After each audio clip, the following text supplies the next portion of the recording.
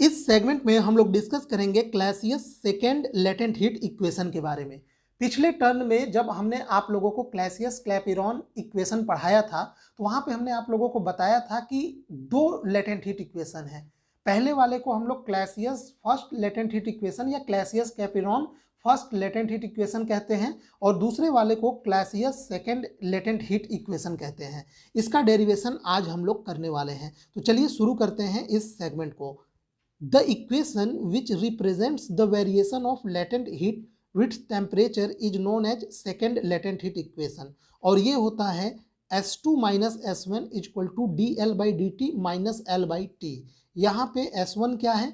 Specific heat of liquid, S2 है specific heat of saturated vapour और L है latent heat of substance. आप लोग जानते हैं कि ये जो इक्वेशन होता है लेटेंट हीट इक्वेशन या क्लासियस क्लैपेरॉन इक्वेशन, ये state of change of matter पे एप्लीकेबल होता है। यानी जब मैटर अपना स्टेट चेंज करता है लिक्विड से गैस या फिर सॉलिड से लिक्विड, तब एप्लीकेबल होता है। तो ये इक्वेशन है। अब इसी इक्वेशन का हम लोग प्रूफ करने के लिए यहाँ पे ये दो आइसोथर्मल कर्व कंसीडर करेंगे। पहला कर्व है ए से बी, फिर बी से सी, सी से डी, यानी ए बी सी डी ये पहला आइसोथर्मल कर्व है एट टेम्परेचर टी।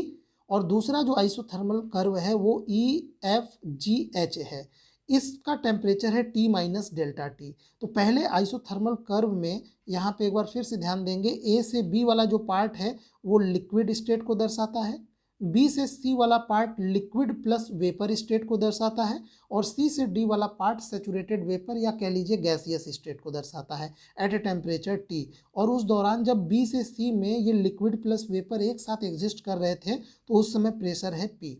जबकि दूसरे आइसोथर्मल कर्व में ई से एफ लिक्विड स्टेट को दर्शाता है, एफ से जी लिक्विड प्लस वेपर दोनों स्टेट को एग्जिस्ट करते हैं at temperature T minus delta T, उस दौरान pressure P minus delta P है। और जी से एच ये गैसियस स्टेट के लिए दर्शाता है।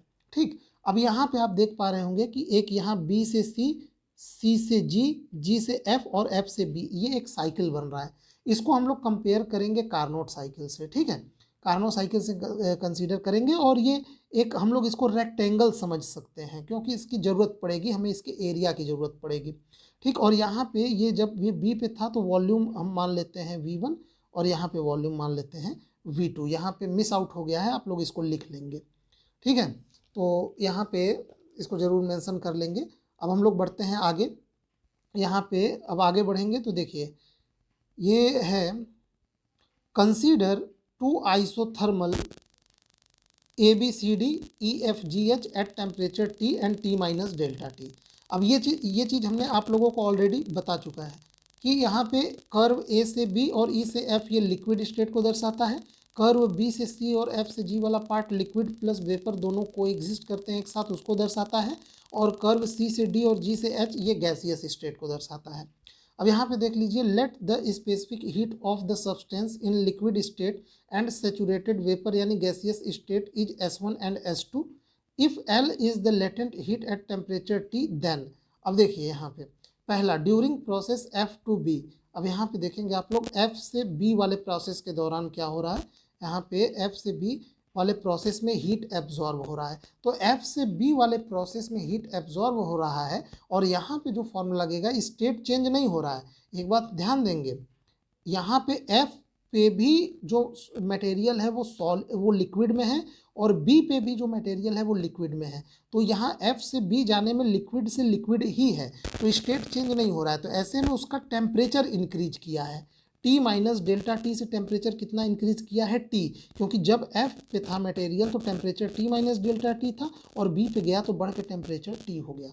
तो ऐसे में हम लोग स्पेसिफिक हीट का फॉर्मूला लगाएंगे। तो Q equal to MS delta T होता है। M मास है जो कि 1 ग्राम मान लेते हैं हम लोग, S स्पेसिफिक हीट है और डेल्टा टी टेम्परेचर में चेंज। तो यहाँ पे हीट एब्जॉर्ब कितना हो जाएगा, S1 dt। क्लियर, क्योंकि ये लिक्विड S1 क्या है, लिक्विड स्टेट में स्पेसिफिक हीट है जो कि हमने ऊपर मेंशन किया है। अब उसके बाद हम लोग प्रोसेस B से C पे आते हैं। तो B से C प्रोसेस के दौरान स्टेट चेंज हो रहा है। B पे A से B यानी B पे वो लिक्विड स्टेट में था मटेरियल, लेकिन C पे जाके वो किस में हो गया, गैस स्टेट में। उस दौरान टेम्परेचर कितना कांस्टेंट है T।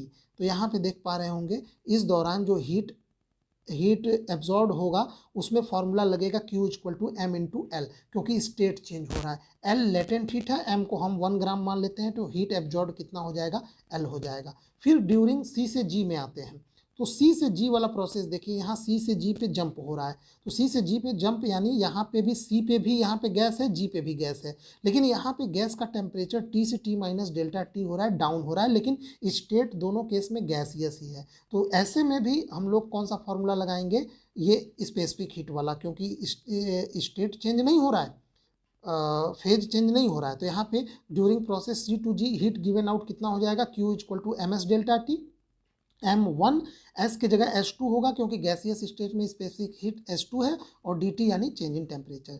ठीक इसी प्रकार G से F वाला जो प्रोसेस है, यहाँ पे देखिए ये G से F वाले प्रोसेस में, तो G से F वाले प्रोसेस जो कि T minus delta T constant temperature पे हो रहा है, ये इसमें गैस से किस में चेंज हो रहा है, लिक्विड में चेंज हो रहा है।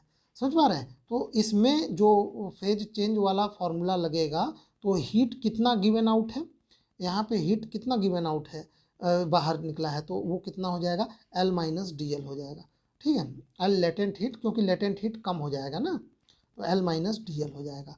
तो ऐसे में net amount of heat taken in during a complete cycle, तो कितना हीट गिवन है S1 dt प्लस एल, और कितना हीट बाहर निकल रहा है S2 dt plus L minus D L, इतना हीट बाहर। तो नेट अमाउंट ऑफ हीट कितना हो गया, S1 minus S2 dt plus D L. ठीक है, क्योंकि ये यहाँ पे आप देख पा रहे हो ये माइनस आएगा, तो ये L से L का फैक्टर कट जाएगा, आप dt कॉमन ले लीजिए, तो S1 minus S2 dt plus DL बचा। तो ये नेट अमाउंट ऑफ हीट हुआ एक पूरे साइकिल के दौरान। तो ऐसे में आप जानते हैं कि जो नेट जो हीट है वो होगा इस पूरे साइकिल के दौरान किए गए वर्क के बराबर, और यह वर्क क्या होगा, इस पूरे साइकिल का एरिया। अब आइडियली हम लोग इसको रेक्टेंगल मान सकते हैं, और इस रेक्टेंगल में एक यहाँ पे ये B से C हो जाएगा, इसका एक मतलब भुजा, और दूसरा क्या हो जाएगा, ये यहाँ डेल्टा P, ये है ना, यहाँ से यहाँ तक डेल्टा P। तो रेक्टेंगल के एरिया का हम लोग यहाँ फॉर्मूला लगा देंगे। तो पहले हम लोग यहाँ पे लिख लेते हैं, this net amount of heat is equal to work done, यानी एरिया ऑफ BCGFB। तो ऐसे में ये नेट अमाउंट ऑफ हीट हो गया, और एरिया क्या हो जाएगा, BC इंटू DP, और BC क्या है, वो V2 माइनस V1 है। यहाँ पे एक चीज़ भूल गए हैं, ये V2 कर लीजिएगा, ये V1 है, तो ये V2 माइनस V1 इतना ये हो गया, ये B से C V2 माइनस V1, और ये वाला जो उसका चौड़ाई है वो डेल्टा P या DP हो गया। तो ऐसे में आप देख पा रहे होंगे, इसको हम लोग इक्वेशन नंबर 1 मान लेते हैं। पुराना वाला जो पहला क्लासियस कैपरॉन इक्वेशन है, जो फर्स्ट लेटेंट इक्वेशन है, वो क्या होता है, dP by dt equal to L by T V2 minus V1।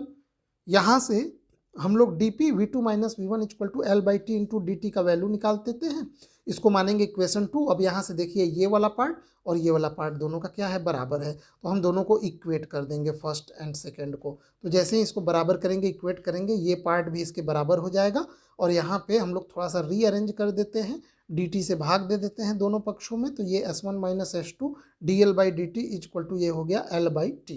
अब यहाँ से हम लोग DL by dt minus L by T equal to S2 minus S1, इसी को हम लोग ऐसे लिख सकते हैं, S2 minus S1 equal to DL by dt minus L by T. यही है क्लासियस का सेकेंड लेटेंट हीट इक्वेशन। अब हम लोग इससे हम लोग निकालेंगे saturated specific heat of saturated water vapour का इक्वेशन लिख दिए, इक्वेशन 1। अब हम लोग स्पेसिफिक हीट ऑफ वाटर जानते हैं, वो 1 कैलोरी पर ग्राम केल्विन होता है, और normal boiling point of water कितना होता है, 100 डिग्री सेंटीग्रेड यानी 373 केल्विन, और latent heat of water vapour कितना होता है, 540 कैलोरी पर ग्राम होता है। ठीक, अब हम लोग इस वैल्यू को इक्वेशन 1 में पुट कर देते हैं, तो ये S2 minus 1 equal to DL by dt 540 बटे 373। अब इसको सॉल्व करेंगे तो देखिए ये यहाँ पे ये इक्वेशन एक आ जाएगा, S2 is equal to minus 0.45 plus DL by dt। यहाँ से हमें क्या जानने को मिला, हम लोग एक चीज़ जानते हैं कि since we know that latent heat of water decreases with increase in temperature.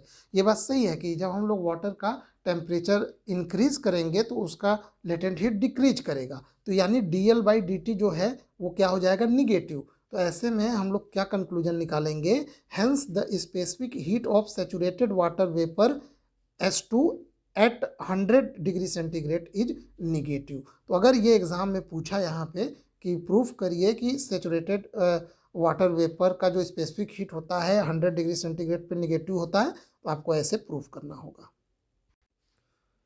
ठीक, तो इस प्रकार से ये टॉपिक यहाँ पे कंप्लीट होता है।